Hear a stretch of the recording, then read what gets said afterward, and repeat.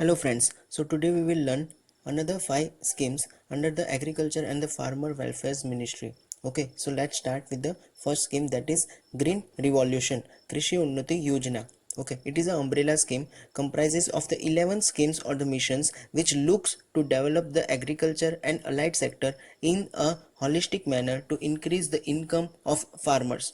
Okay, the 11 schemes or the missions are: first, Mission for the Integrated Development of Horticulture aims to promote the holistic growth of horticulture sector.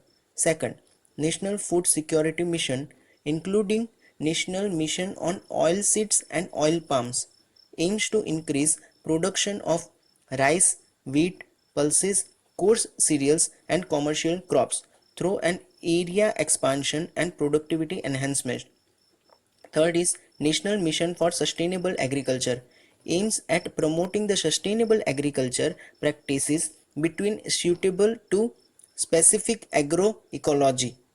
Fourth is Submission on the Agriculture Extension, aims to strengthen the ongoing extension mechanism of the state governments, local bodies, etc., achieving the food and nutritional security. Fifth is Submission on the planting seeds and planting material, aims to increase the certified or quality seed, to increase the SRR, to upgrade the quality of farm saved seeds. Sixth is Submission on the Agricultural Mechanization, aims to increase the reach of farm mechanization to small and marginal farmers and the regions where availability of the farm power is low.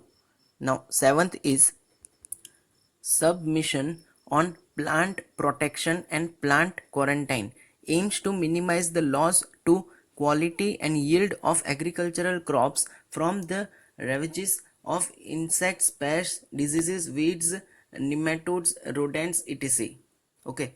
Eighth is Integrated Scheme on the Agriculture Census, Economics and Statistics, aims to undertake the agricultural census, study of the cost of cultivation of principal crops, etc. Ninth is Integrated Scheme on Agricultural Cooperation, aims to provide financial assistance for improving the economic condition of cooperative, remove the regional imbalances. 10th is Integrated Scheme on Agriculture Marketing, aims to develop agricultural marketing infrastructure and to establish a nationwide marketing information network. And the last 11th is National E-Governance Plan, aims to improve the access of the farmers to information and services throughout the crop cycle and integrated the existing ICT initiatives of the center and the states. All these schemes or the missions were appraised and approved independently as separate schemes or missions. In 2017-18, it has been decided to club all these schemes or the missions under one umbrella scheme, that is Green Revolution Krishi Unnati Yojana. Okay, now the next scheme is Mission Organic Value Chain Development for Northeast Region. It is a central sector scheme that seeks to capitalize on the organic farming potential, okay, of the northeastern region. It covers the states of Arunachal Pradesh, Assam, Meghalaya, Manipur, Mizoram, Nagaland, Sikkim and Tripura.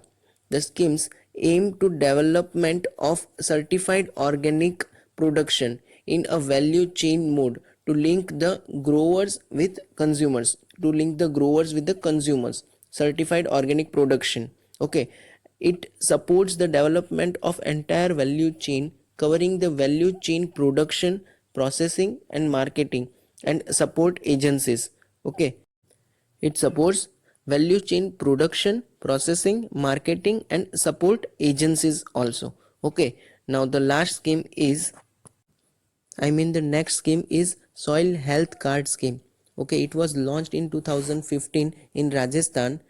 The card informs the farmers about the nutrients status of the soil along with the recommendations on appropriate dosage of the nutrients to improve the soil health and fertility. The card is issued once in every 3 years and so that the nutrients deficiency can be regularly detected and improved. It aims to provide soil health card to all 120 million farm holdings by December 2017. The first phase of the scheme 2015-17 to 100 million soil health card have been distributed. Second phase began in May 1st, 2017 and it will continue for the year 2017 to 2019.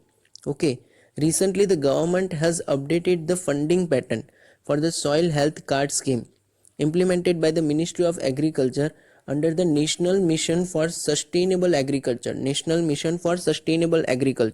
According to that, the fund sharing pattern would be 90-10 for northeastern and Himalayan states and 60-40 for other states and 100% borne by the central government, in the union territories. Okay, these are the new patterns. Now the next scheme is Pradhan Mantri Fasal Bima Yojana. It is to provide comprehensive insurance coverage against crop loss,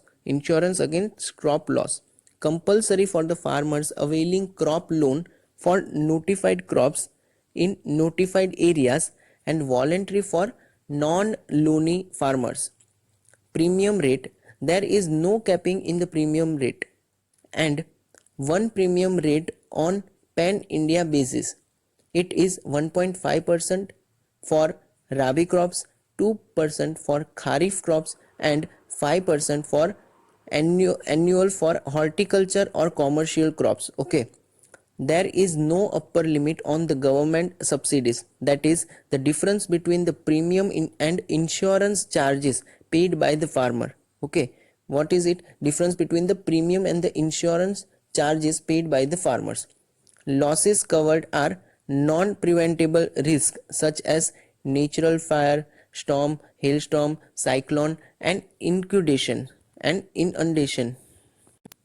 are included as a localized calamity, and post-harvest losses are also covered under this.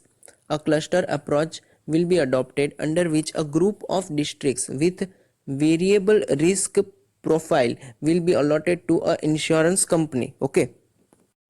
And it will also use the remote sensing technology, smartphones and drones for the quick estimation of crop losses to ensure early settlement of claims. Okay. The concerns regarding the Pradhan Mantri Fasal Bima Yojana include the involvement of banks in the mandatory insurance of the crops grown by borrowers farmers. Okay, the assessment of damages on the basis of average crop loss in a given contiguous area rather than farmers field. Okay, it will consider area rather than farmers field. The banks usually adjust the compensation against the loans without the consent of the farmers. Banks usually adjust the compensation. Okay, these were the three concerns regarding this scheme. So let us compare the National Agriculture Insurance Scheme, Modified National Agriculture Insurance Scheme and Pradhan Mantri Fasal Bima Yojana.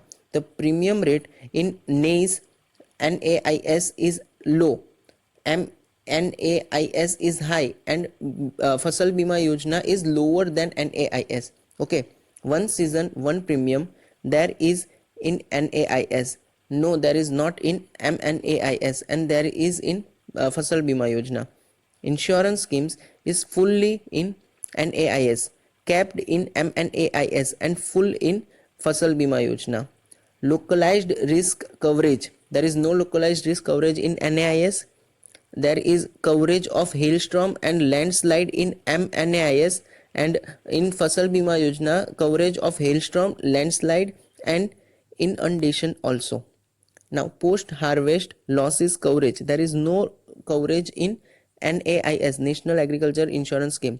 There is a coastal area for cyclonic rains coverage in MNAIS, and in Fasal Bima Yojana coastal areas for cyclonic rain and seasonal rain also is considered.